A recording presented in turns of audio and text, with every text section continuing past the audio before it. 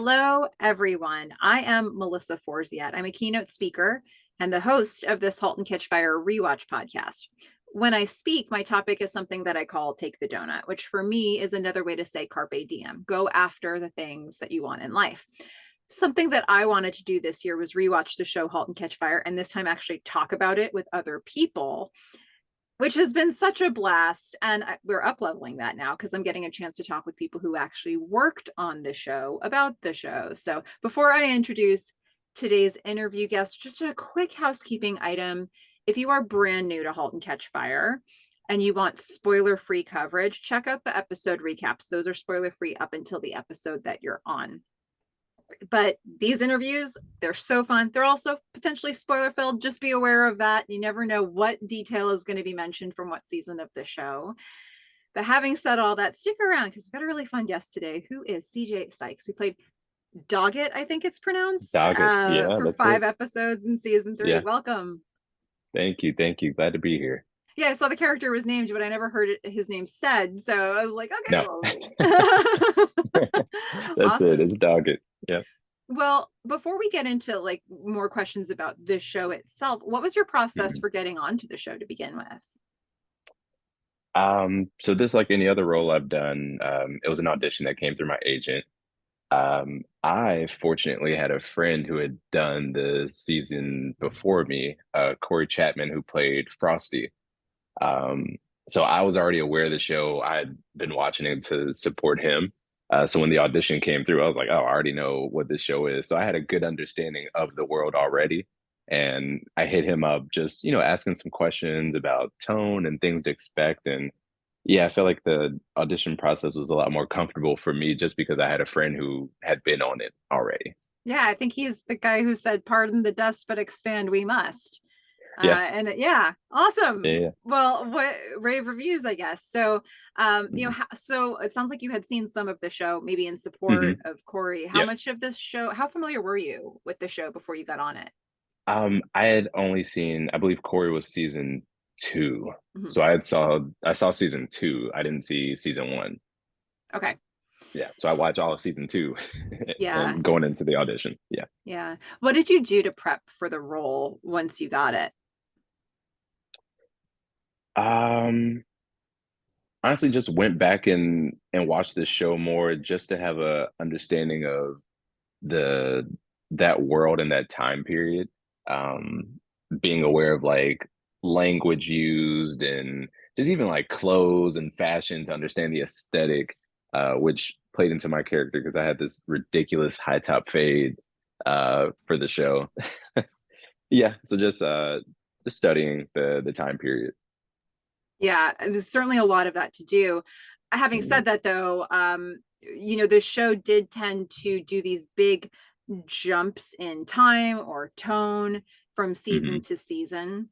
So even if you do research, you never know what you're going to get in the next season when you're on it. So Yeah, going into yeah. season 3, what did you understand about like the tone of the show that the creators were trying to build at Mutiny? Uh, it's a very serious show. And another thing that stood out is there's a lot of quiet moments. There's not a lot of filler. It's watching the show, everything felt very intentional, which when I got on set, I got a better understanding of that. Um, just working with the different directors in each episode, knowing we're not looking for filler, we're looking for what is right here on this page because it's so calculated. Yeah, so it sounds like that was an active discussion that you'd have with the director even. Yeah, well, my first episode was interesting. It was a very big learning lesson for me as an actor. I was a little green going into this. I was excited. I had getting on this show, 5 episodes. I'm like, all right, I'm gonna make this like everything. I forget what my first line, what it was, but the director was Kimberly Pierce, who did Boys Don't Cry, which is phenomenal, phenomenal film. So I'm already nervous because it's Kimberly Pierce. And I say my line for the first time and she cuts and she was like, just say the line. I was doing way too much, and that direction gave me a much better understanding of this environment and how to move forward with it. Okay, that's really interesting. Yeah. So that it was like it doesn't need to be all this. Just like keep it No, simple. just say the line. That's it. Well, and that's the thing. This show does like quiet really well. It does intimate Hmm. scenes really well. Yeah. When we first meet Dogget in 301 Valley of the Heart's Delight, he's the DJ for the mutiny party. Yeah. And they're celebrating the new mainframe, the launch of it. What Hmm. are some of the characteristics that made Dogget unique within the context of the rest of the team? Um, I believe at the time I was the only person who was black there. So definitely unique. Um, Again, even just my look, it's crazy. I had just moved back from I moved to LA for a little bit, and then I moved back to Atlanta. And just being in LA, I'm very particular about barbers, and I didn't trust any barbers out there. So my hair had grown a lot. And my friend Corey saw my hair and he was like, "Hey, for the audition, if you don't have your hair picked out, show him this picture you posted on Instagram of your hair picked out." And I showed them that, and I don't know if that played into me getting the role, but they kept that look for the show of the high top fade. So it was just cool to stand out and be different in that way. Yeah. Oh, that's so interesting. And like, there's, it's also interesting to hear sort of the, I don't know what the word is, like strategy or gamesmanship of like thinking about how to stand out when you're trying to get a role as well. Yeah. Um, so yeah, I like that. And like they had moved from Texas to California, so like it makes Yeah. sense to bring diversity into the show where they didn't have Exactly. that really in season two. Exactly. Yeah. In this episode, the team is speculating on all these "Are you safe" billboards that are cropping up around the city. And Hmm. we get a sense of some of the current events of the 80s from that conversation because they're coming up with all these ideas based on things that are happening in the news and in real time. So I'm Hmm. curious when you think about that, the fact that this show is set, it's a contemporary period piece, Hmm. we're in the 80s at this point. What details do you remember from the show that addressed the time period? And it could be any details that jump out to you. That addressed the time period. Honestly, just the set alone, the I was so thrown off in the best way, stepping on set and seeing all these old computers and old gaming devices, and it felt like I was pulled back into that moment. There's so much. I feel like even if there was no dialogue in the show, you would get just such a great feel for where we are. The clothes, even the coloring when you go into the edit, this is just very specific and intentional, and it places you 100% in that world. But stepping on set, it did it for me. There was no question as to where I was and when this was. Yeah, yeah. Yeah. We tonally we're going to get a scene in this episode where Gordon is telling his Joe McMillan horror story to the team. It's after hours and Hmm. it's kind of like in this style of almost a ghost story and it really matches this space. We're going from Hmm. like the season 2 Mutiny House is this very like sort of cramped, very brightly lit, Yeah. just chaotic space. It feels very intimate and close quarters. And Hmm. this space in season 3 feels like dark and kind of spooky and there's like this weird skylight and it's Yeah.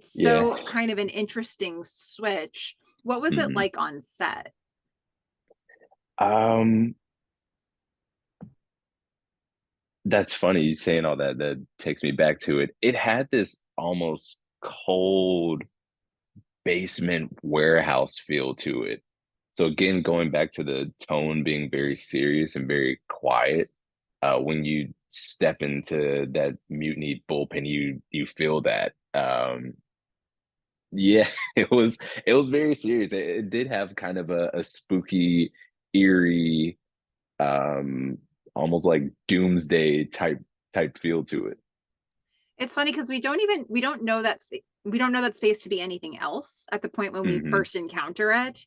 Yeah. But then you see season 4 and it's like got this really different energy, but it's the same exact Hmm. space. So you know that it's just like a choice Yeah. of Yeah. how it's supposed to feel in there. Uh-huh. But it's funny that it felt like that for you as well. So, It did. when we look at the next episode, in 302, which is One Way or Another, we're going to get a pretty tense scene in the bullpen area where Boz ends up handing over sort of the reins and the management of the team to Gordon. There's a confrontation between Boz and Ryan. First of all, tell me a bit about like sort of being on set and being in that scene. Let's start there. Um, just enamored. I luckily, I mean not luckily, with a role like mine, I'm in multiple episodes, but not prominent. So I'm in the background for a couple episodes, and it was just so it was such a treat as an actor to be able to watch these other actors, Mackenzie and Scoot and uh, Toby. They're so phenomenal. Where there's moments where I forget, it's like, no, I'm playing a character. I'm not CJ, the actor, watching and learning from these other actors. Be Dogget right now. Um, but it was a masterclass just watching how these these named actors they operate and how they work and how they navigate through these scenes and even work with the director Scoot and the director. You could just tell there was a different relationship there where it was way more collaborative, and his input was taken very seriously. And that was just amazing to see the level of care that he had for this story and the direction that it was going. Yeah, you mentioned that you learned a lot of things on set. What are some of the things that really jump out to you now that were learning lessons for you? A big thing, which I've seen it on other sets and meeting other actors, is confidence. You can tell the difference between a confident actor and an actor who's a little more unsure of themselves. Me delivering that first line and being coached in that moment, I was unsure of myself. Um, Scoot and Mackenzie delivering their lines, it's confidence. I'm very settled in who I am in this world and how I exist. And that was amazing to watch, just confident, secure actors and how you perform at that level. That's just beautifully said. Mm. Um, you know, when I think about the next, well, actually, tell us about like so that's something that you take away from working with Scoot. Hmm. Tell us about working with Toby Huss. I was Toby's amazing. So I didn't know I knew who Toby was. I knew his voice. I was a huge King of the Hill fan. And one of the guys, I forget who told me, he's like, he's Cotton on King of the Hill, and completely freaked out. He's so funny and just the quick wit that he has, and to be able to balance like this serious world but still bring some type of comedic element to it. That's a skill to not tonally break what we're establishing, but still introduce something else. He was definitely an actor I was getting caught up in watching because comedy is my thing. I that's how I started with acting. So to watch this guy balance that and a more dramatic tone was phenomenal. Yeah, Yeah, I he love seems Toby. to have sort of both sides of him. Like they're Yeah. both very well formed parts of his personality that he kind of Hmm. drops into. Yeah, easily drops into. Yeah. So a really interesting scene, totally Hmm. different than almost anything else we've seen on the show, is in 304, which is Rules of Honorable Play. Mutiny plays laser tag. Um, Yeah, what do you remember from shooting this? It's really a series of scenes that we get at this laser hmm, tag arena, I guess you would say. yeah. So that was interesting. One of my few, it's not a negative moment. It's a moment that threw me off a little bit. Um, Jake Paltrow was the director for that episode. phenomenal guy, so amazing. And his energy was necessary for that laser tag scene because it's so chaotic. But the way the script was, most of us didn't have lines. So he's directing us to do this, this, and this. He's like, wait, this feels weird. People need to talk. So he's like, you say this. And he points to me and he says for me to say a line. And I forget who it was. They stopped him. They're like, oh, no, he's not. He's background. He can't say a line. And like a couple, I immediately stopped because I'm like, wait, this is like my what third or fourth episode. I've been here for a little bit. I'm part of the family, and I think it was Cooper Andrews who said, no, he's one of the cast. He can say a line. So that moment threw me off a little bit, and it was a little harder to navigate through that day. But uh, Jake was amazing and guiding us and just having everyone feel like included and engaged and bringing some necessary life to that scene because it's a super fun and crazy scene and he definitely brought it together. That's interesting. So the which parts, let's see. I'm like playing it back in my head right now. Where wasn't there dialogue that it was added? Because there's the whole bit beforehand where you're lined up. That feels Hmm. like a part that must have had dialogue, but maybe it didn't. And then there's the laser Well, tag part itself when it's like yeah, completely dark. it was before that when we were lined up and I think the camera's like going through and you like quickly see all of us, but I think like half of us we weren't talking. So I end up saying, I don't know if it was something about my hair or someone threw in a Yeah, joke. it was like ranking in height order or something, and you're like, does my hair Yeah, count? Yep. Yep. exactly. Yeah, there was none of that was there in the script. So Okay. Jake was the one who said, no, we need, and I guess to like push the scene through more, he told us to just say some lines right there. Oh my goodness. Okay. Yeah. Yeah. So there's a ton of it wasn't entirely improv, but it was not scripted. Cool. Yeah, it wasn't fully scripted. Yeah. That's so interesting. There's a lot of Yeah. dialogue in there in the final scene. Yeah. Yeah. Yeah. Okay. It, You all really it took was, command of it. I like oh it. yeah, yeah, yeah. Well, again, that comes down to a great director knowing what a scene needs. There wasn't, we don't need quiet space right there. It's, yeah, he filled that scene up nicely. Yeah, so interesting. And then you get Yeah. into the actual playing of laser tag. It seems like just to be completely, I don't know, for us it looked like it was completely in the dark. Navigating a scene like that, how was that for you on set? For me, it's fun. It was I couldn't believe I was there getting paid to play laser tag with some guys I consider friends. It was a good time. It was great. Yeah. That's all I can say about it. It was so much fun. Yeah, it's from a technical standpoint, it seems like how do you get the like making sure everybody's going to the right places and doing the right things? I'm trying to remember. I don't even know. I mean, they had to give us specific blocking. I don't know. Just thinking back, I just remember it being really fun. I don't remember it being really tedious, like go here, do this, do this. I remember having fun on set. Yeah. That's it. Okay. Yeah. I like it. So the one thing that I think must have been really interesting for you all working on the show is that the projects that the Mutiny team is working on, they really are like the wave of the future. They're the right ideas. This Mhm. is the direction that things are headed in. So, we've got online chats, we've got online marketplaces. Those are some of the things that Mhm. the team was working on when you were there. Um, Yeah. Figuring out how to go from bartering to taking online payments, which is like our entire world now. um, Yeah. so for you, what was it like doing these scenes, knowing that what Mutiny was doing was actually relevant? Um, it was cool. It felt like I guess as the character and as the actor, just being a part of something blossoming.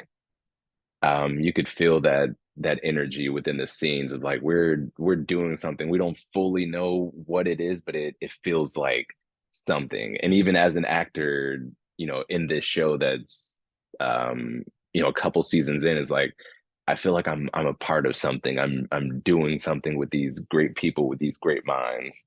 Um, Yeah, that's really cool. I love any type of period piece.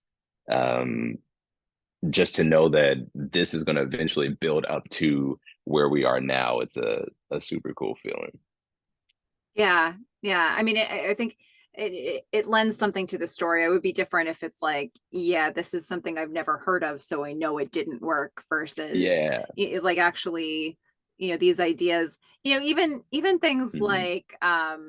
like even the solve of having people walk around headless on mutiny if they have not paid, I Hmm. think it was, or they're Yeah. backing out of a deal, and Yeah. like the types of solutions that they were coming up with, like for Gordon to say, oh wait, so are they just not a user anymore? It's like, no, they're still a user, they're still paying Hmm. us, but we just Yeah. all have this really clear way of knowing that they default on their payment, I love like that. just Yeah. to have those conversations and knowing it was so early, but that those were the conversations that needed to happen. Yeah, It's so fun to be a part of. So it is. tell us about 308, You Are Not Safe. Mutiny Goes Public has a terrible opening day. It's really the beginning of the end for this Hmm. company. So, what do you think the future holds for Dogget at this point?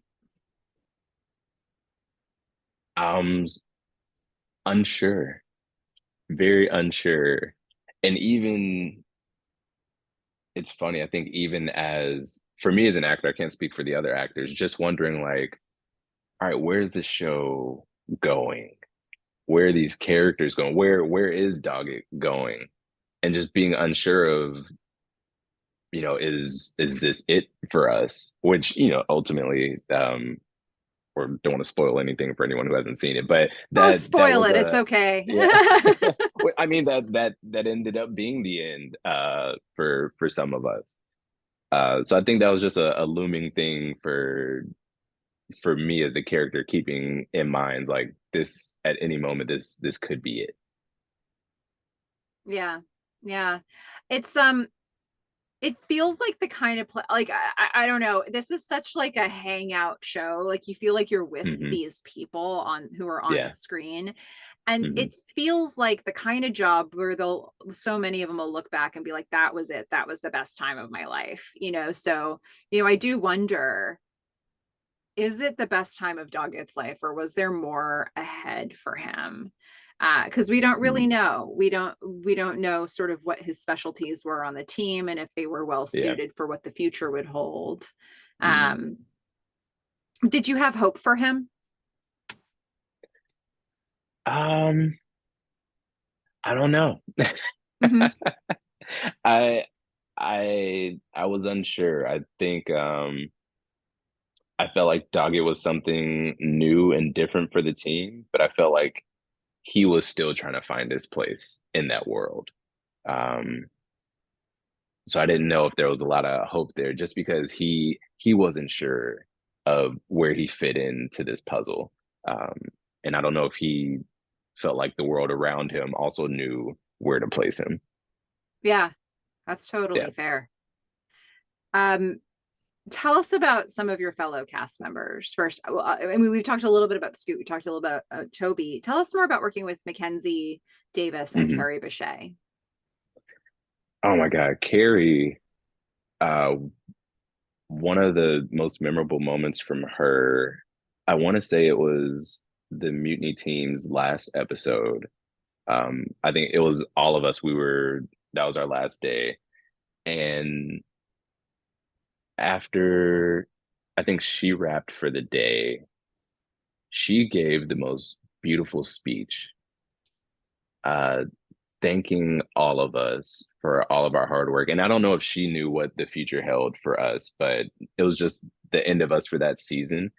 And it was the most heartfelt, kind, generous thing I've ever heard an actor say. And she didn't have to do that. I was like, wow, you really care about the people on this show, the people who are helping tell this story.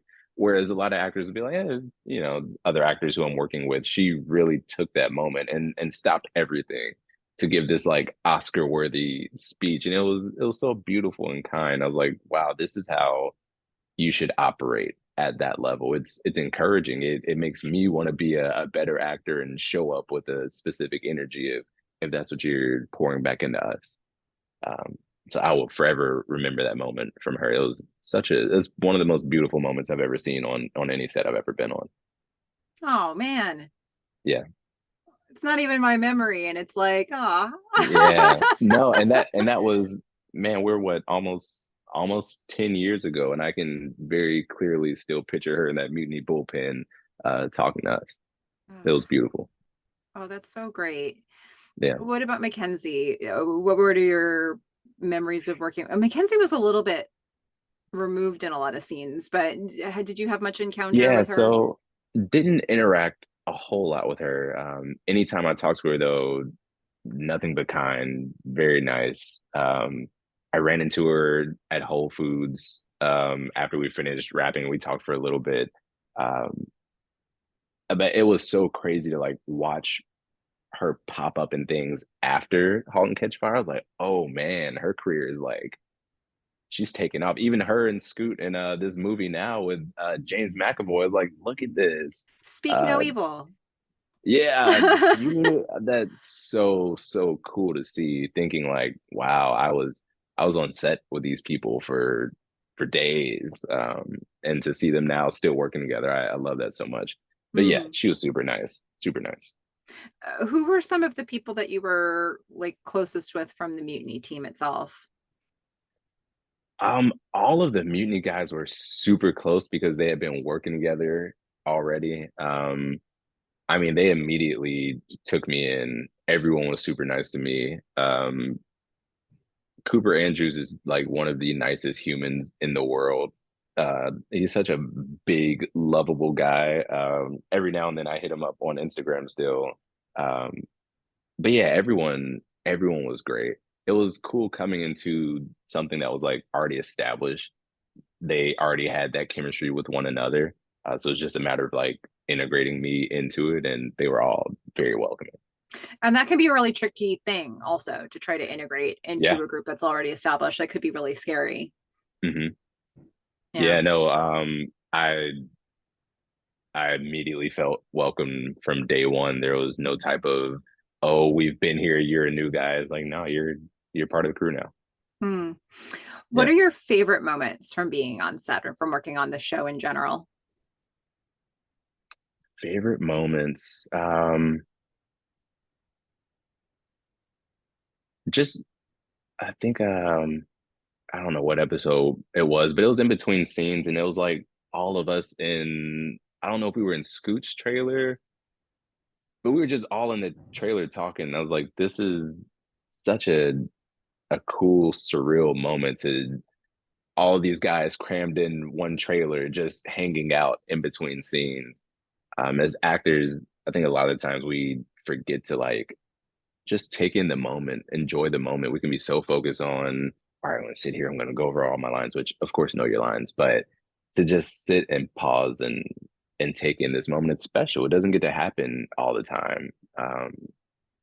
Yeah, so that was nice, just sitting there and basking in that moment for a little bit and just Hmm. listening to these more experienced actors talk about their lives in LA and auditioning, how it goes for them and their agents and their career, and to be able to absorb and take in some of that knowledge.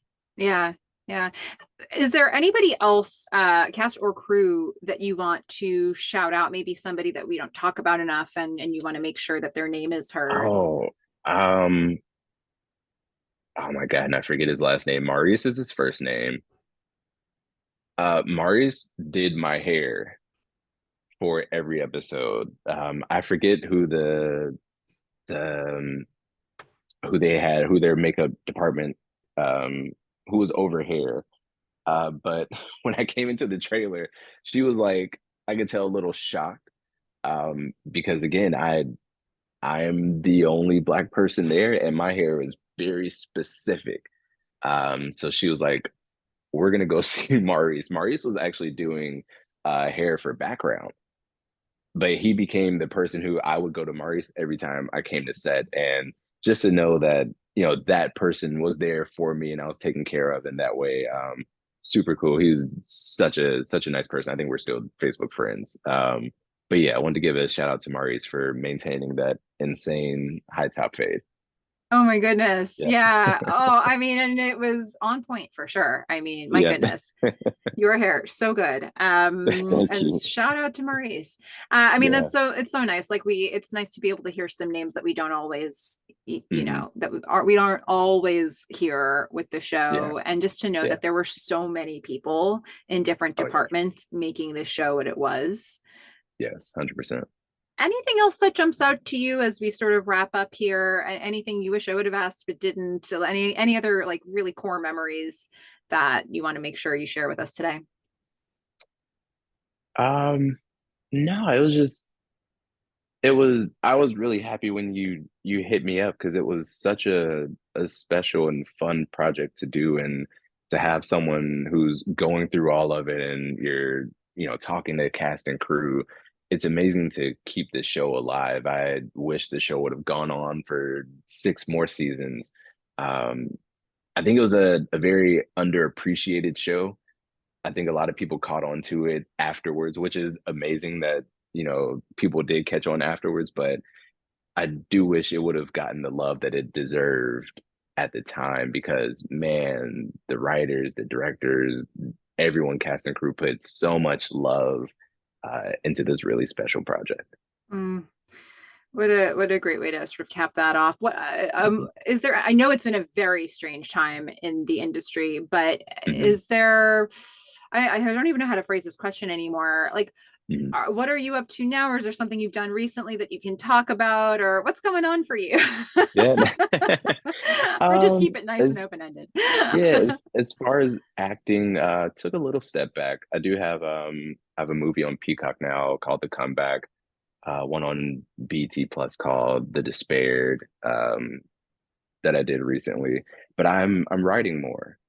I started writing poetry a while ago, and that transitioned into scripts and more long form narrative content. So I've been focusing a lot on writing and just wrapped a short film that my best friend and I wrote this May, focusing on this woman's journey with HPV and endometriosis. So telling uh telling important and impactful stories that highlight people who don't feel often seen or heard. That's been my focus. It's a subject that's a subject matter that you don't hear discussed a whole lot, but Hmm. is you probably have a better sense of the stats on that. I feel like a very high volume of women deal with that. Exactly. And why And we don't the talk about it, I don't know. well, there I feel like there's so much ignorance behind it and the way that, HPV doesn't affect men in the way that it affects women. I feel like there's a lack of care there, but until encounter someone dealing with it and truly understand what they go through, you have, no choice but to care and to hopefully get involved and help find some way to bring awareness. What was that project called? It's called Her Pretty Vagina, so HPV. Okay. Yeah, Uh-huh. that's the acronym for it. Yep. All right. We're editing now. We're in post, and hopefully, next year we're getting some festivals. Okay. Well, Yeah. so good to know. Good luck with that process. Thank you. And I'm so glad you're putting that story out there. But Yeah. thank you so much for taking some time and talking with me about this show and sort of Yeah. going back, through your memory to Yeah. remember what happened 7 to 10 years ago. This is such a blast. Yeah. Thank you for having me. And to everybody who's watching this, go out there and watch Halt and Catch Fire. Bye, everyone. Bye.